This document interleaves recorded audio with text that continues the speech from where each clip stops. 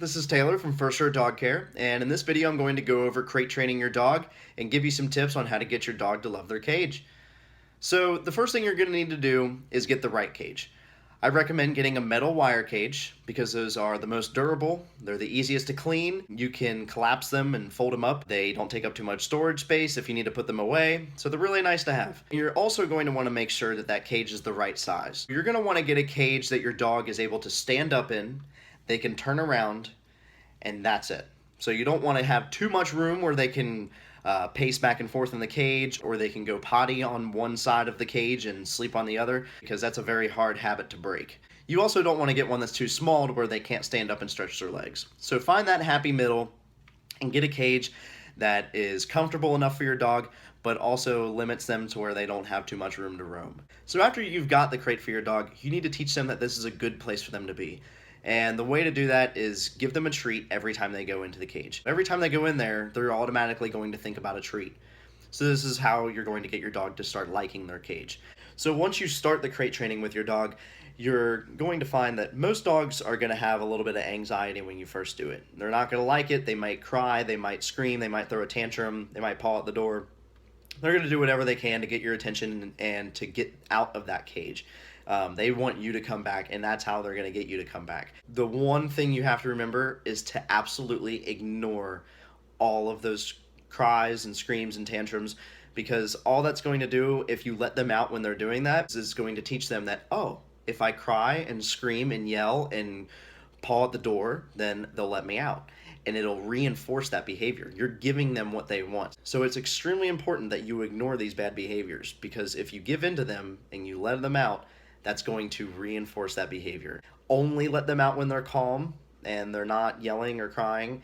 Just wait it out. It takes patience. A good way to practice this is to put your dog in the cage while you're at home and you're not even going anywhere. So just put them in the cage, leave them in there for a half hour, and take them back out.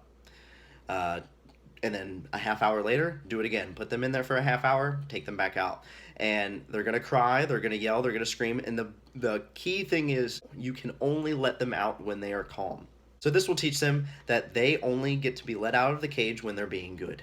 I do not recommend putting any bedding or any kind of stuffed, soft toys in there for your dog, because these are things that your dog is able to chew up and eat. If they eat enough of it, it'll have to be surgically removed, and that's something that you do not want to pay for. It's very expensive. And the other thing about bedding is that it'll eventually start to stink, and you have to wash it constantly. So to save yourself from doing some extra laundry and possibly having to pay a very expensive vet bill, I would just do without the bedding and especially the soft chew toys. The toys that you can put in the crate with your dog are bones and Kong toys or any other kind of treat toy. So a Kong toy, it looks like this.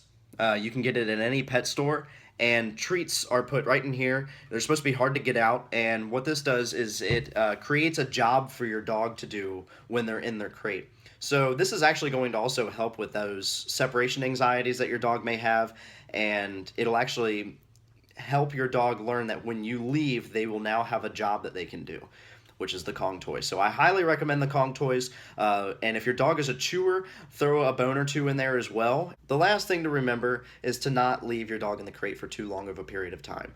If you get home and you notice that the dog has pottied in their crate, you don't yell at them for it. Remember to keep everything during this crate training process positive. Never yell, never use any kind of punishment. So as long as you do these little things to positively reinforce the good crate behavior, you will have a dog that loves their cage. They'll go in it when you ask them to, and they won't cry or whine when they're in there. If you have any more questions, leave a comment on the video, or you can find my contact information on www.forsuredogcare.com. And if you like this video and you want to continue to see videos more like this, subscribe to my YouTube channel. Also, like us on Facebook, follow us on Twitter and Instagram for all of your dog care updates.